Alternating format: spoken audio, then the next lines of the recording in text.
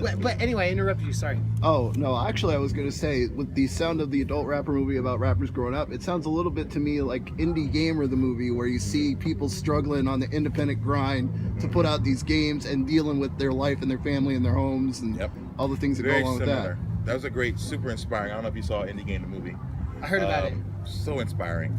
Just seeing guys, putting their life into stuff and then sometimes being disappointed, sometimes freaking blowing the heck up. So it's all about chasing that dream, man, and making that GTA. But one thing that I took away from that movie that I think applies to the music business as well is you can get caught up in social media and you can let it control your life to a degree. If you're always waiting for the feedback, waiting for the response, good or bad, and you take it personally. So I've got to think you guys have developed a little bit of a shield for, mostly you get praise. I know you get praise from me, but at the same time, you got to be able to... I don't know. My first album got a 7 out of 10 on rap reviews.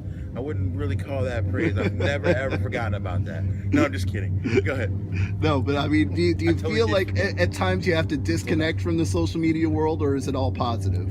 That's such a great question, man. It is. I think disconnecting is good even when it's positive. So because you're in that bubble where everybody's just saying you're amazing, and it's like now it's to the point.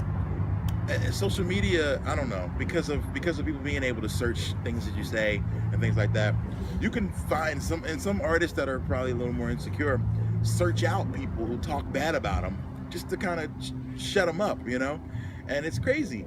But like now people have to like create private Facebook groups. I only know because this is an actual fact that people have to create private groups just to be able to talk negatively about their favorite artists, especially on the indie level, because they know that they're able to reach them and see what they say. So it's ridiculous. Like, you got to unplug yourself, even when it's all positive, whether it's all negative or anything. I think that you can't get wrapped up in that, man. Social media, or not seeing enough mentions, or people aren't talking about you. You can't worry about it. You focus on the people who do care, and you make them happy. I was just telling my friend, and I guess I won't say my artist, but an artist I really do respect and support and push is Sky Blue. I was just having a conversation with him about that, and he's younger than I am, and I think when I was his age, I cared a lot more about feedback, like 7 out of 10s and things. And so, but now I don't even mind, So I think that it's an important thing to get yourself out of that world, and just focus on the people who love it. Because there's way too many people in the world, man. There's how many people in the world right now? 7 billion? 7. That was right. We both said it. Billion with the B? Yes. Billion, dude. Like, all you need is 0.25% of those people to like your stuff, and then half of those people to buy it, and you're good, you're set for life. And on that note, mic drop, boom. And also, one thing is, you got to keep creating, because you never know. You might do a wrestling themed EP and do a video, get 100,000 views in 3 days. Then you might spend 10 grand on a video about some literature stuff or Game of Thrones, and you get 20,000 views. So you don't know. You don't know. You don't know. It's all random. And it's, speaking of random, playing the game of chance. Random out now. Shout out to Nebraska, the heartland of America. Fills me with smiles. I'm gonna have some corn while I'm out here. They have corn here? Is there a specific corn dish you need to have in Nebraska? Corn puffs, corn pudding, corn. You could have some like fried corn. They're like tater tots, but they got corn inside.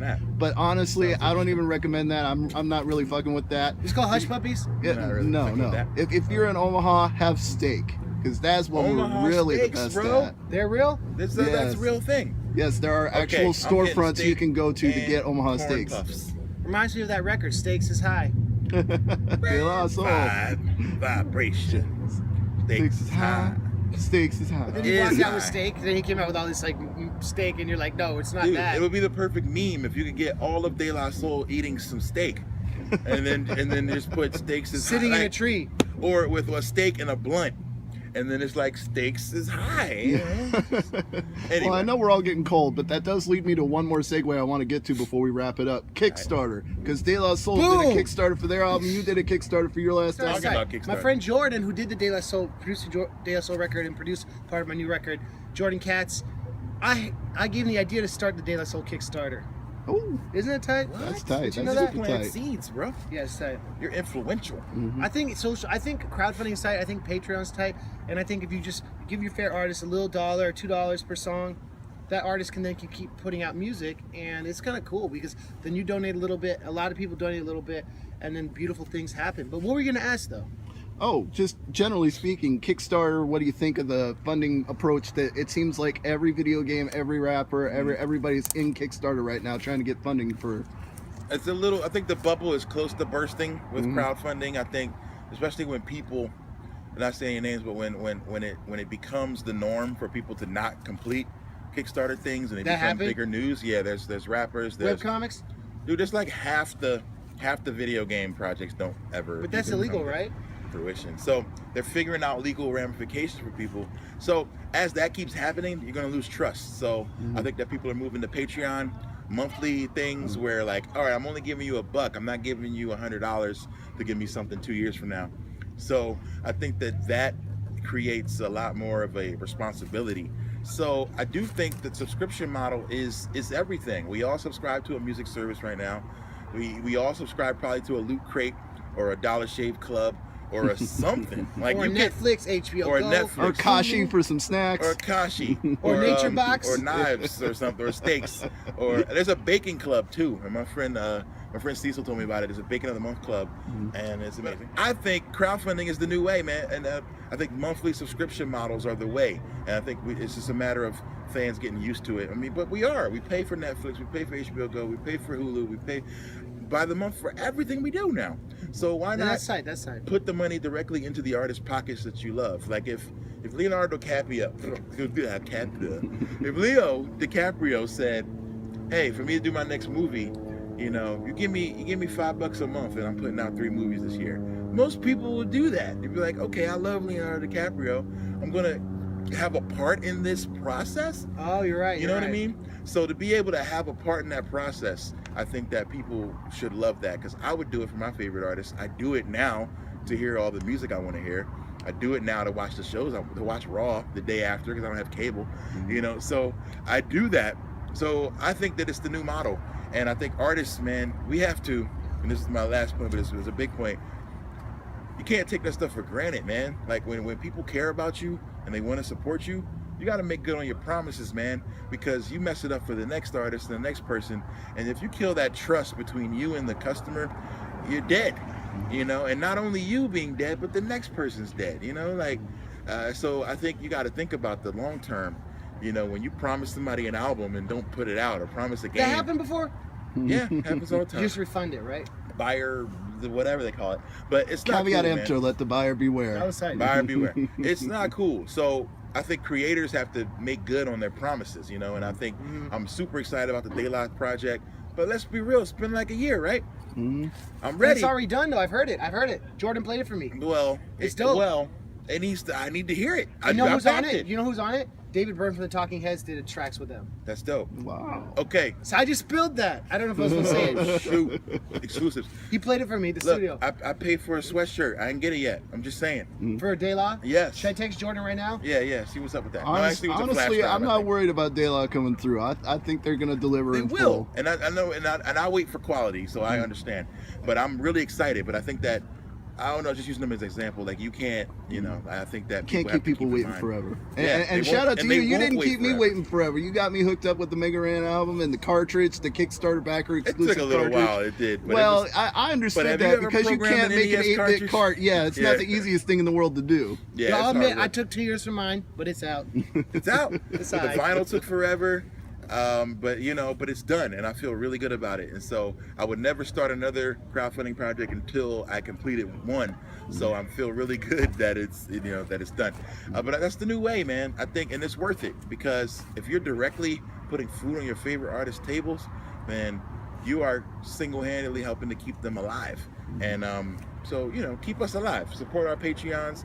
And keep on supporting, man. Well, Come yeah, out to shows. That's speaking really of important. keeping us alive, let's plug things. Let's get out some cheap plugs for all the different ways they can keep getting your stuff. Both of y'all. So, Random Beats on Instagram, right? Yeah, Mega Ran on Twitter, not Meg Ryan. and Facebook.com/Mega Ran. Meg Ryan Music. Mega Ran Music for Raheem. What are mine? MC Lars, no underscore on Twitter. MC Lars no underscore on Instagram. No underscore on Instagram. He has an Instagram, and he has an underscore on the Instagram. My bad. Facebook / MC Lars, mclars.com, and you can see tour dates at nerdcoretour.com. And Can you put that down below? Can you do that? Oh yeah, I can. do that. MegaManFan.com/shows. MegaManFan.com/shows for me. And yeah, man, you'll get all of our stuff, or just Google MC Lars And Put them into Patreon. your Google alerts. Oh yeah, Bits Patreon. and Rhymes is my Patreon, or patreon.com/bitsandrhymes, but it's bitsandrhymes.com, or patreon.com/MC Lars. And finally, the best place for all the news in hip hop, nerdcore, hardcore, What? underground, everything. I don't What? know. Rapreviews.com. Rap reviews You got the domain this side, dude. since forever. Since like I literally can 1996, say, right? 96. Yeah, it's the early mid When '90s. I I say. discovered the internet in college, I'm showing my age, but it was fall '95, and we were on some other hip hop site, and then we discovered Rap Reviews, and I've been on it for 10, 15, 20 years now. It's ridiculous. So big shout out to Rap Reviews for coming through, supporting us for so long, man. That's so dope. And the whole thing is it, you got to stick with it. I found a stick, get it? Yeah. All right. I think we're out because I'm freezing. I Yeah, can't feel my it's cold face. out here. Peace, Let's- y'all. let's go Peace in. and love. RapReviews.com. Snap, oh snap.